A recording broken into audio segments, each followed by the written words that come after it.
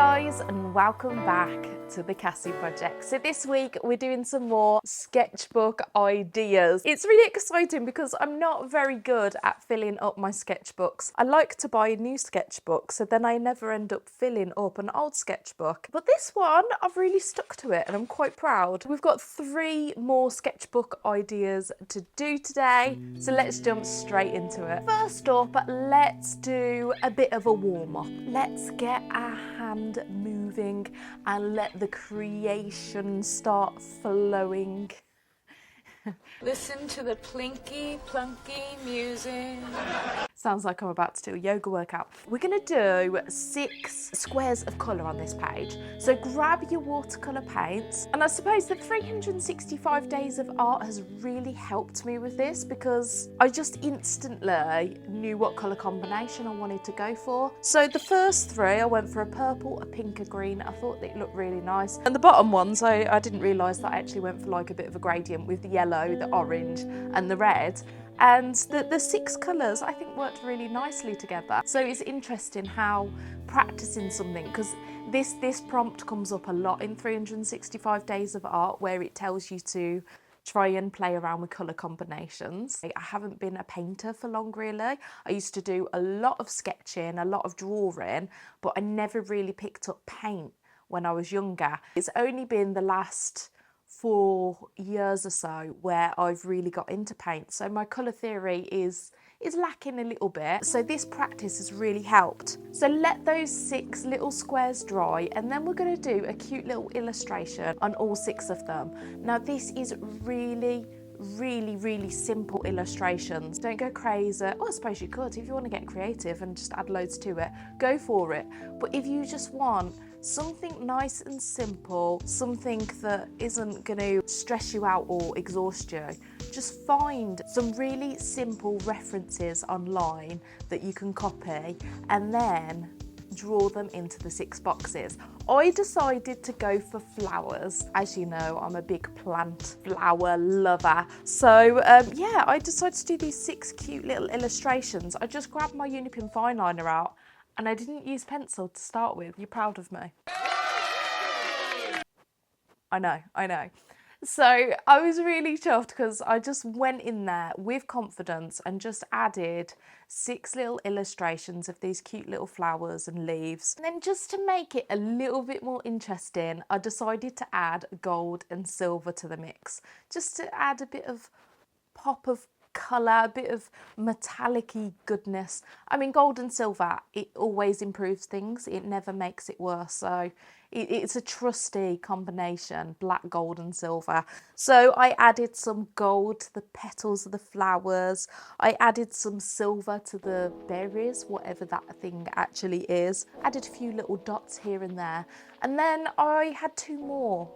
And I didn't want to do gold and silver for those ones, so I thought I would just colour them in with black, just to continue that theme, because I didn't want to bring any extra colour in there because we had the 6 squares of colour already. So I just added black to the leaves, and I think that really finished it off.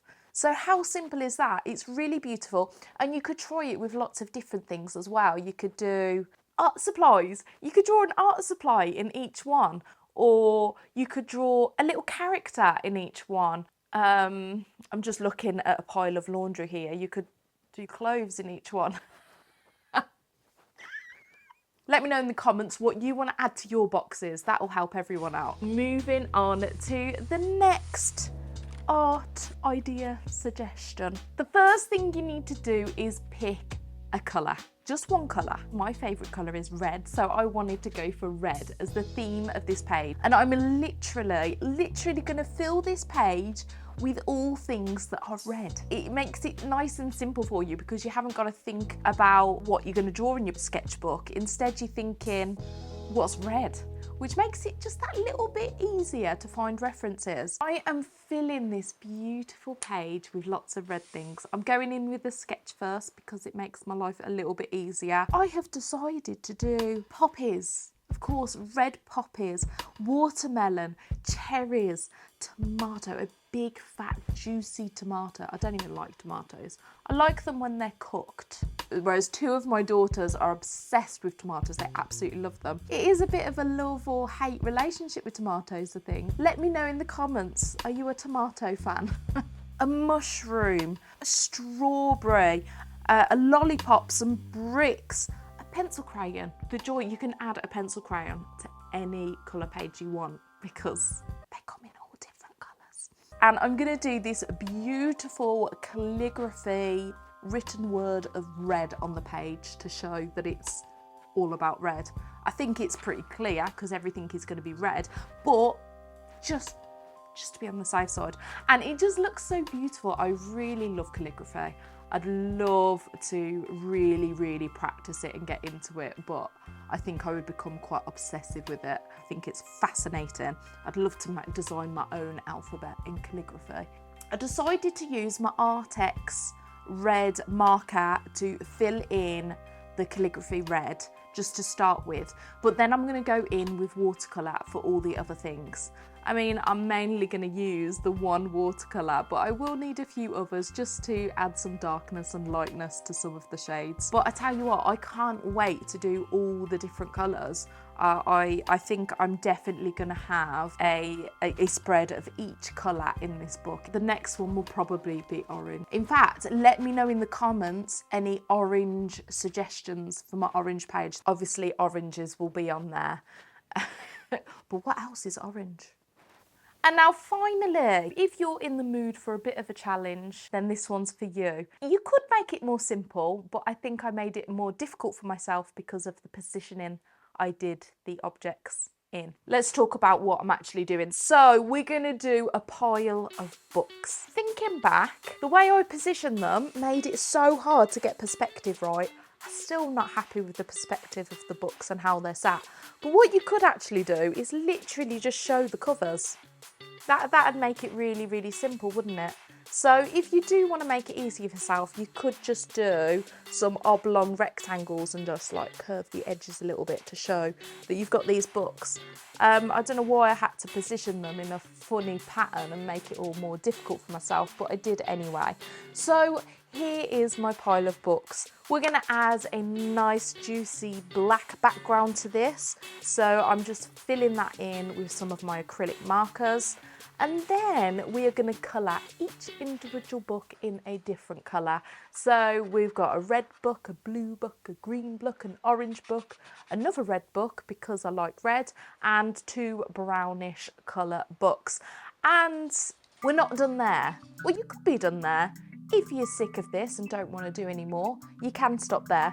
But I wanted to make it a little bit more interesting, and I'm going to add Zentangles to each of the different books because I love Zentangles. Who else loves Zentangles? They're so much fun, and you can really just zone out and go into the flow and just enjoy Zentangling away.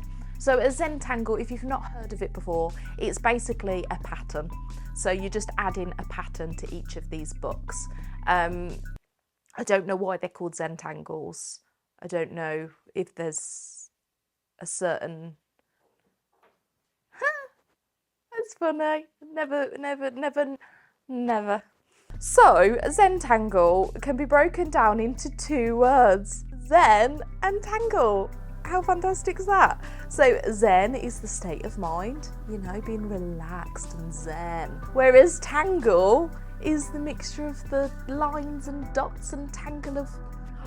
That's brilliant! How clever is that? Anyway, so we're going to do a little Zentangle on each of these books.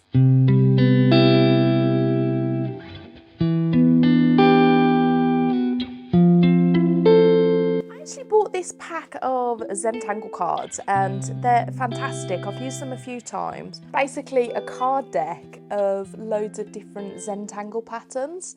So on the front they have got the pattern, and then the back it's got the step-by-step how to do it. So yeah, I definitely recommend those if you struggle with Zentangles and don't know where to start. But like I say, you can find so many step-by-steps online and tutorials and just pictures that you can copy and make your own. So yeah, Zentangles. And I think that it really added something to the books and made it really interesting and different to what you'd usually see. There you go. There are my sketchbook ideas. I really hope that you enjoyed them, and I hope it's inspired you to get creative and have fun. And just remember, it's not about the end result. Just enjoy doing art. Enjoy the process, and the end result will get better and better the more you're practicing and enjoying it. Do carry on watching some more videos. I've got a binge-worthy video of me if you want to carry on watching more of me. And I will also put a video here of someone that I recommend and think you should go check out. And I'll see you soon. Bye.